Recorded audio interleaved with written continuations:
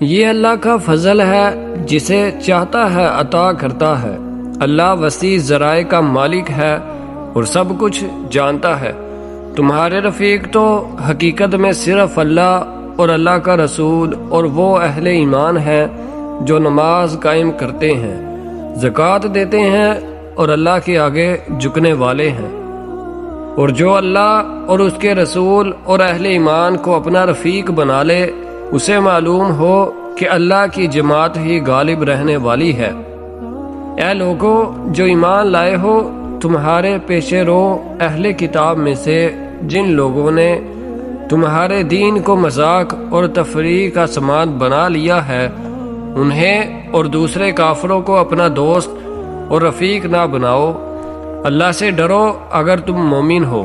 جب تم نماز کے لیے منادی کرتے ہو تو وہ اس کا مذاق اڑاتے اور اس سے کھیلتے ہیں۔